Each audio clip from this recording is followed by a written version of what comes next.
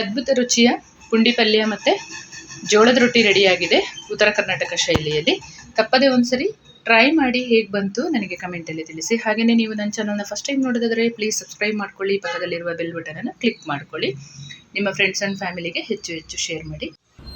Hi guys, ನಮಸ್ತೆ ಎಲ್ಲರಿಗೂ. ಎಲ್ಲರನ್ನೂ ನನ್ನ ಚಾನಲ್ಗೆ ಸ್ವಾಗತ ಮಾಡಿಕೊಂಡು ಇವತ್ತು ನಾನು ತುಂಬ ಸ್ಪೆಷಲ್ ಆದ ಉತ್ತರ ಕರ್ನಾಟಕದ ಪುಂಡಿ ಪಲ್ಯ ಮತ್ತು ಜೋಳದ ರೊಟ್ಟಿಯನ್ನು ಮಾಡಿ ತೋರಿಸ್ತಾ ಇದ್ದೀನಿ. ಈ ಸೊಪ್ಪು ತೊಗೊಂಡಿದ್ದೀನಿ ನಾನು. ಇದಕ್ಕೆ ಪುಂಡಿ ಸೊಪ್ಪು ಅಂತಲೂ ಕರೀತಾರೆ, ಹುಳಿ ಸೊಪ್ಪು ಅಂತ ಕರೀತಾರೆ, ಗೋಂಗ್ರ ಸೊಪ್ಪು ಅಂತಲೂ ಕರೀತಾರೆ. ನಿಮ್ಮ ಮನೆಯಲ್ಲಿ ನೀವು ಹೇಗೆ ಈ ಸೊಪ್ಪನ್ನು ಕರಿತೀರಾ ಅಂತ ನನಗೆ ಕಮೆಂಟಲ್ಲಿ ತಪ್ಪದೇ ತಿಳಿಸ್ಬೇಕು. ನನಗಂತೂ ಇದು ಗೊತ್ತಿಲ್ಲ, ಇದು ಹುಳಿ ಸೊಪ್ಪು ಅಂತ ಅಷ್ಟೇ ಗೊತ್ತು. ನನಗೆ ಉತ್ತರ ಕರ್ನಾಟಕದ ಒಂದು ಅಜ್ಜಿ ಹೇಳಿಕೊಟ್ಟ ರೆಸಿಪಿ ಇದು. ಅದನ್ನು ನಿಮ್ಮೊಂದಿಗೆ ಮಾಡಿ ತೋರಿಸ್ತಾ ಇದ್ದೀನಿ ನಾನು. ತುಂಬ ರುಚಿಯಾಗಿರುತ್ತೆ. ಜೋಳದ ರೊಟ್ಟಿ ಜೊತೆ ತುಂಬ ಒಳ್ಳೆ ಕಾಂಬಿನೇಷನ್. ಬನ್ನಿರಿ ಹೇಗೆ ಮಾಡೋದು ಅಂತ ನೋಡೋಣ. ನೀವು ನಿಮ್ಮೂರಲ್ಲಿ ಇದನ್ನು ಹೇಗೆ ಮಾಡ್ತೀರಾ ಅಂತಲೂ ನನಗೆ ತಿಳಿಸ್ಕೊಡಿ. ಬನ್ನಿ ಹೇಗೆ ಮಾಡೋದು ನೋಡೋಣ.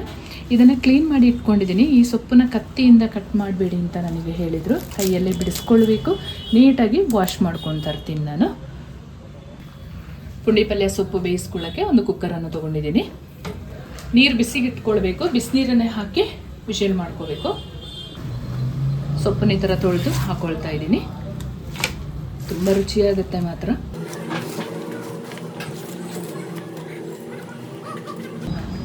ನಾನಿಲ್ಲಿ 2 ಕಟ್ಟಷ್ಟು ಪುಂಡಿ ಪಲ್ಯ ಸೊಪ್ಪು ತೊಗೊಂಡಿದ್ದೆ.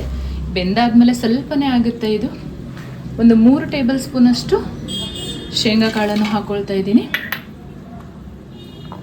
ಒಂದು 5 ಹಸಿಮೆಣಸಿನಕಾಯಿ, ಒಂದು 4 ಎಸಳು ಬೆಳ್ಳುಳ್ಳಿಯನ್ನು ಸಿಪ್ಪೆ ಸುಲಿದು ಹಾಕ್ಕೊಳ್ತಾ ಇದ್ದೀನಿ. ತುಂಬ ಚೆನ್ನಾಗಾಗುತ್ತೆ ಇದು ಘಮ ಘಮ ಅಂತ. ನೀರು ಬಿಸಿ ಮಾಡಿ ಇಟ್ಕೊಂಡಿದ್ದೀನಿ. ಬಿಸಿನೀರನ್ನೇ ಯೂಸ್ ಮಾಡಬೇಕು. ಚೆನ್ನಾಗಿ ಮಿಕ್ಸ್ ಮಾಡ್ಕೊಳ್ಳೋಣ ಒಂದ್ಸರಿ. ಆಮೇಲೆ ಒಂದು 3 ವಿಶಿಲ್ ಮಾಡಿಕೊಂಡ್ರೆ ಆಯಿತು.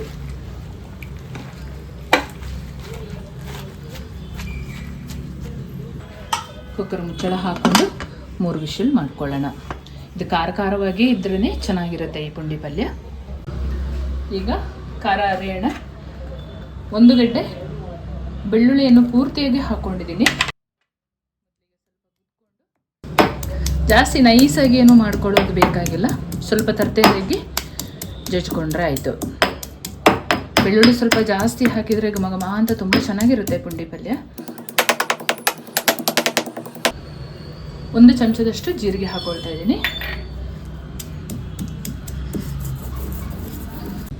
ಬೆಳ್ಳುಳ್ಳಿ ಮತ್ತು ಜೀರಿಗೆನ ಈ ಥರ ಸಣ್ಣದಾಗಿ ಜಜ್ಕೊಳ್ಳೋಣ. ತೀರಾ ಸಣ್ಣದಾಗಿ ಅಲ್ಲ, ಸ್ವಲ್ಪ ಸಣ್ಣದಾಗಿ ಜಜ್ಕೊಂಡ್ರೆ ಆಯಿತು. ಖಾರಕ್ಕೆ ನಾನಿಲ್ಲಿ ಒಂದು 10 ಹಸಿಮೆಣಸಿನಕಾಯಿಯನ್ನು ತೊಗೊಂಡಿದ್ದೀನಿ. ಬೇಯಿಸ್ಕೊಳ್ಳುವಾಗನೂ ಹಾಕ್ಕೊಂಡಿದ್ದೀನಿ ಒಂದು 4 ನೋಡಿ ಹಾಕ್ಕೊಳ್ಳಿ. ಸ್ವಲ್ಪ ಒಂದು ಅರ್ಧ ಚಮಚದಷ್ಟು ಉಪ್ಪು ಹಾಕ್ಕೊಳ್ತೀನಿ ರೀ. ಚಲೊತ್ತಾಗಿ ಜಜ್ಕೊಳ್ಳೋಣ ರೀ. ಉತ್ತರ ಕರ್ನಾಟಕದ ಭಾಷೆ ಬರಲ್ಲ, ಅಜ್ಜಿ ಹೇಳಿದ್ದನ್ನು ಸ್ವಲ್ಪ ಮೈಂಡ್ ಮಾಡ್ಕೊಂಡು ಹೇಳ್ತಾ ಇದ್ದೀನಿ. ಸ್ವಲ್ಪ ಜಾಸ್ತಿ ಬೇಕಾದರೆ ಖಾರ ಅರ್ದಿಟ್ಕೊಂಡ್ರೆ ರುಚಿ ನೋಡ್ಕೊಂಡು ಹಾಕೋಬೋದು. ಈ ಥರ ಅಡುಗೆಗೆ ಹಸಿ ಖಾರ ಹಾಕಿ ಮಾಡಿದ್ರೇ ತುಂಬ ಚೆನ್ನಾಗಾಗುತ್ತೆ. ನೀವೊಂದು ಸಲ ಟ್ರೈ ಮಾಡಿ.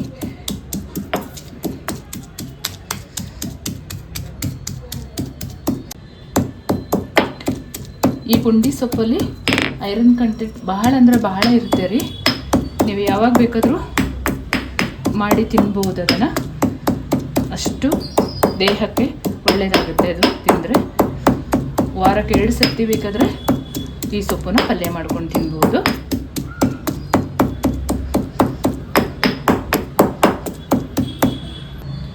ಈ ಥರ ಖಾರ ಕಲ್ಲಲ್ಲಿ ಅರೆದು ಪುಂಡಿ ಪಲ್ಯ ಮಾಡಿರಿ, ಎಷ್ಟು ಚಲೋತ್ತಾಗಿರುತ್ತೆ ಅಂತ ನೀವು ನೋಡಿ.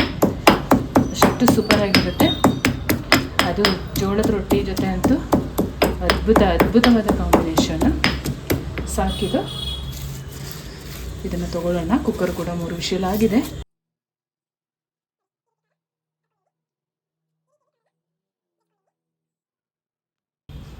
ಪುಂಡಿ ಸೊಪ್ಪು 3 ವಿಶಿಲಾಗಿ ತಣ್ಣಗಾಗಿದೆ. ಈಗ ಇದನ್ನು ಸೋಸ್ಕೊಳ್ಳೋಣ. ಇದು ಭಾಳ ಅಂದರೆ ಬಹಳ ಹುಳಿ ಇರುತ್ತೆ ಈ ಸೊಪ್ಪು, ಹಾಗಾಗಿ ನೀರನ್ನು ಬಸ್ತು ತೊಗೋಬೇಕು. ನೋಡಿ, ಸೊಪ್ಪು ಚೆನ್ನಾಗಿ ಬೆಂದಿದೆ. ಬಿಸಿ ಇರುತ್ತೆ, ಹುಷಾರಾಗಿ ಚೆಕ್ ಮಾಡ್ಕೊಳ್ಳಿ.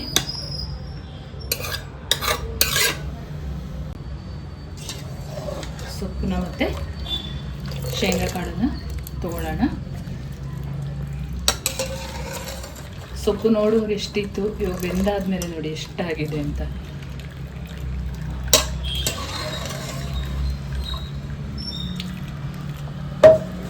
ಸ್ವಲ್ಪ ಬಿಸಿನೀರು ಇಟ್ಕೊಳ್ಬೇಕು, ಯಾಕೆಂತ ಹೇಳಿದರೆ ಜೋಳದ ನುಚ್ಚನ್ನು ಹಾಕಿ ಪಲ್ಯಕ್ಕೆ ಹಾಕಿ ಬೇಯಿಸ್ಕೊಳ್ಬೇಕು. ಹಾಗೆ ಬಿಸಿನೀರು ಹಾಕಿದರೆ ಬೇಗ ಬೇಯುತ್ತೆ ಅಂತ. ನೀರು ಚೆನ್ನಾಗಿ ಸೋಸ್ಕೊಂಡಾದ ಮೇಲೆ ಮತ್ತೆ ಸೇಮ್ ಕುಕ್ಕರಿಗೆ ಹಾಕಿ ಬೇಯಿಸ್ಕೊಳ್ಬೇಕು. ಎಲ್ಲ ಮಸಾಲೆ ಎಲ್ಲ ಹಾಕ್ಕೊಂಡು ಜೋಳದ ನುಚ್ಚನ್ನು ಹಾಕಿ ಬೇಯಿಸ್ಕೊಳ್ಬೇಕು. ಜೋಳದ ನುಚ್ಚು ನೀವು ಮನೇಲೇ ಮಾಡ್ಕೋಬೋದು, ಇಲ್ಲ ಅಂಗಡಿಯಿಂದಾದರೂ ತರ್ಬೋದು. ಸೇಮ್ ಕುಕ್ಕರಿಗೆ ಸೊಪ್ಪನ್ನು ಮತ್ತೆ ಹಾಕ್ಕೊಳ್ಳೋಣ. ನೀಟಾಗಿ ಒಮ್ಮೆ ಮಿಕ್ಸ್ ಮಾಡಿಕೊಳ್ಳೋಣ. ಈ ಥರ ಬಿಸಿ ಮಾಡಿದ ನೀರನ್ನು ಸ್ವಲ್ಪ ಹಾಕ್ಕೊಂಡು ಜೋಳದ ನುಚ್ಚನ್ನು ಹಾಕ್ಕೊಳ್ಳೋಣ. ಸ್ವಲ್ಪ ತೆಳ್ಳಗೆ ಮಾಡ್ಕೋಬೇಕು, ಬಿಸಿನೀರು ಇರಬೇಕು. ಒಂದು 3 ಟೇಬಲ್ ಸ್ಪೂನಷ್ಟು ಜೋಳದ ನುಚ್ಚನ್ನು ಹಾಕ್ಕೊಳ್ತಾ ಇದ್ದೀನಿ. ಚೆನ್ನಾಗಿ ಮಿಕ್ಸ್ ಮಾಡ್ಕೊತ ಬೇಯಿಸ್ಕೊಳ್ಬೇಕು. ಚೆನ್ನಾಗಿ ಬೇಯಬೇಕು ಮಾತ್ರ. ಜೋಳದ ನುಚ್ಚು ಕಚ್ಚಾಗಬಾರ್ದು, ಅದಷ್ಟು ರುಚಿ ಕೊಡಲ್ಲ. ಬಿಸಿನೀರು ಹಾಕ್ಕೊಂಡು ಮತ್ತೆ ಸ್ವಲ್ಪ ಹಾಕ್ಕೊಳ್ತಾ ಇದ್ದೀನಿ. ಒಂದು ಒಲೆಯಲ್ಲಿ ಬಿಸಿನೀರು ಇಟ್ಕೊಂಡಿರಿ, ಚೆನ್ನಾಗಿ ಕುದಿಸ್ಕೊಳ್ಬೇಕು. ಇದು ಸ್ವಲ್ಪ ಬಂದ ಮೇಲೆ ಮತ್ತೆ ಮಸಾಲೆ ಹಾಕ್ಕೊಳ್ಳೋಣ. ಚೆನ್ನಾಗಿ ಮಿಕ್ಸ್ ಮಾಡ್ಕೊತ ಬೇಯಿಸ್ಕೊಳ್ಬೇಕು. ಆವಾಗ ಜೋಳದ ನುಚ್ಚಿ ಒಂದೇ ಸಮನೆ ಬೇಯುತ್ತೆ. ನೀವು ಜೋಳದ ನುಚ್ಚು ಸಿಕ್ಕಿಲ್ಲ ಅಂತ ಹೇಳಿದರೆ ಬಾಂಬೆ ರವೆ ಇರುತ್ತಲ್ಲ, ಅದನ್ನು ಕೂಡ ಹಾಕೋಬೋದು, ಇಲ್ಲ ಗೋಧಿ ನುಚ್ಚಾದರೂ ಸೇರಿಸ್ಕೊಂಡು ಮಾಡ್ಕೋಬೋದು. ಪುಂಡಿ ಪಲ್ಯ ನೀಟಾಗಿ ಬೆಂದಿದೆ ನೋಡಿ. ಜೋಳದ ನುಚ್ಚು ಹಾಕಿದ ಮೇಲೆ ಚೆನ್ನಾಗಿ ಬೇಯಿಸ್ಕೊಳ್ಬೇಕು ಮಾತ್ರ. ಇದು ಕಚ್ಚಾದರೆ ಅಷ್ಟು ಚೆನ್ನಾಗಾಗಲ್ಲ. ಸ್ವಲ್ಪ ತೆಳ್ಳಗೇ ಮಾಡ್ಕೋಬೇಕು. ತಣ್ಣಗಾದ್ಮೇಲೆ ಸ್ವಲ್ಪ ಗಟ್ಟಿಯಾಗುತ್ತೆ. ಈಗ ಮಸಾಲೆ ಹಾಕ್ಕೊಳ್ಳೋಣ. ಒಂದು ಅರ್ಧ ಚಮಚದಷ್ಟು ಹಳದಿ ಪೌಡ್ರನ್ನ ಹಾಕ್ಕೊಳ್ಳೋಣ. ಖಾರ ಏನು ರುಬ್ಬಿ ಇಟ್ಕೊಂಡಿದ್ದೀವಿ ಅದನ್ನು ಅರ್ಧ ಹಾಕ್ಕೊಂಡು ಚೆಕ್ ಮಾಡ್ಕೊಳ್ಳೋಣ. ಜಾಸ್ತಿ ಖಾರ ಆದ್ರೂ ತಿನ್ನೋಕ್ಕಾಗಲ್ಲ. ನೀಟಾಗಿ ಒಮ್ಮೆ ಮಿಕ್ಸ್ ಮಾಡ್ಕೊಳ್ಳೋಣ.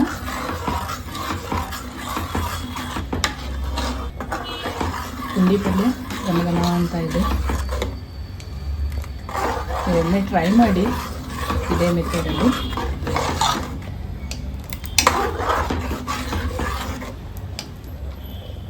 ಸ್ವಲ್ಪ ಉಪ್ಪು ಹಾಕ್ಕೊಳ್ತಾ ಇದ್ದೀನಿ. ನಾನು ಖಾರ ಕುಟ್ಟುವಾಗನೂ ಹಾಕ್ಕೊಂಡಿದ್ದೆ, ಸೊ ನೋಡ್ಕೊಂಡು ಹಾಕೋಬೇಕು.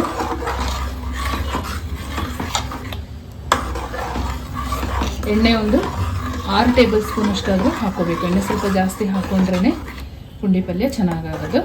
ಎಣ್ಣೆ ಹಾಕ್ಕೊಳ್ಳೋಣ. ಈಗ ತೆಳ್ಳಗಾದರೆ ಸ್ವಲ್ಪ ನೀರು ಹಾಕ್ಕೊಳ್ತೀನಿ.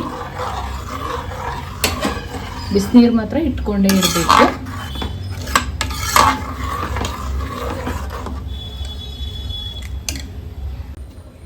ಎಣ್ಣೆ ಒಂದು 6 ಟೇಬಲ್ ಸ್ಪೂನಷ್ಟು ಹಾಕ್ಕೊಳ್ತಾ ಇದ್ದೀನಿ. ಒಂದು 4 ಟೇಬಲ್ ಸ್ಪೂನಷ್ಟು ಕೊತ್ತಂಬರಿ ಸೊಪ್ಪನ್ನು ಕಟ್ ಮಾಡಿ ಹಾಕ್ಕೊಳ್ತಾ ಇದ್ದೀನಿ. ನೀಟಾಗಿ ಮಿಕ್ಸ್ ಮಾಡಿಕೊಳ್ಳೋಣ. ಎಣ್ಣೆ ಹಾಕಿದ ಮೇಲೆ ಚೆನ್ನಾಗಿ ಕುದಿಬೇಕು ಪುಂಡಿ ಪಲ್ಯ. ಸ್ವಲ್ಪ ತೆಳ್ಳಗಿದ್ರೇ ಜೋಳದ ರೊಟ್ಟಿ ಜೊತೆ ಅದ್ಭುತವಾಗಿರುತ್ತೆ. ಫೈನಲ್ ಆಗಿ ಸ್ವಲ್ಪ ಬೆಲ್ಲ ಪೌಡ್ರನ್ನ ಹಾಕ್ಕೊಳ್ತೀನಿ. ಸ್ವಲ್ಪ ತುಂಬ ರುಚಿ ಕೊಡುತ್ತೆ ಬೆಲ್ಲ ಪೌಡ್ರ್ ಹಾಕ್ಕೊಂಡ್ರೆ. ಚೆನ್ನಾಗಿ ಮಿಕ್ಸ್ ಮಾಡಿಕೊಂಡು ಒಂದು 5 ನಿಮಿಷ ಕುದಿಸ್ಕೊಳ್ಳೋಣ. ಖಾರವಾದ ರುಚಿಯಾದ ಪುಂಡಿ ಪಲ್ಯ ರೆಡಿಯಾಗುತ್ತೆ. ನಾನು ಮಾಡ್ತಿರುವ ಅಡುಗೆಗಳು ನಿಮಗೆ ಇಷ್ಟ ಆಗ್ತಿದ್ರೆ ದಯಮಾಡಿ ನಿಮ್ಮ ಅಮೂಲ್ಯವಾದ ಕಮೆಂಟ್ನೊಂದಿಗೆ ತಿಳಿಸಿ. ಹಾಗೂ ನಿಮ್ಮ ಫ್ರೆಂಡ್ಸ್ ಆ್ಯಂಡ್ ಫ್ಯಾಮಿಲಿ ಜೊತೆ ಹೆಚ್ಚು ಶೇರ್ ಮಾಡಿ, ಸಪೋರ್ಟ್ ಮಾಡಿ. ಈ ಥರ ಪುಡಿ ಹಾಕ್ಕೊಂಡು ಲಟ್ಟಿಸ್ಕೊಳ್ತಾ ಇದ್ದೀನಿ.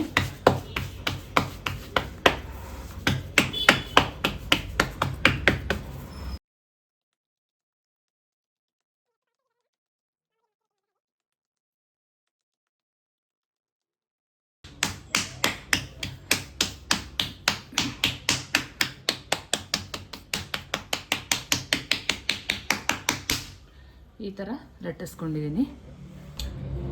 ಜೋಳದ ರೊಟ್ಟಿ ಜೊತೆ ಪುಂಡಿ ಪಲ್ಯನ ಟೇಸ್ಟ್ ಮಾಡ್ಕೊಳ್ಳೋಣ.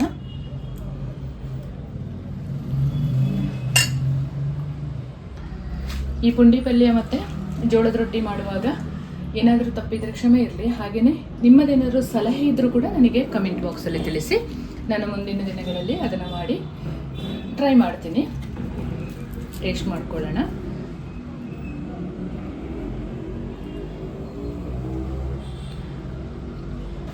ತುಂಬ ಅದ್ಭುತವಾಗಿದೆ ಮಾತ್ರ. ನೀವು ಒಂದ್ಸಲ ಟ್ರೈ ಮಾಡಲೇಬೇಕು. ಹೇಗಿತ್ತು ಅಂತ ಕಮೆಂಟಲ್ಲಿ ತಿಳಿಸಿ. Thank you for watching.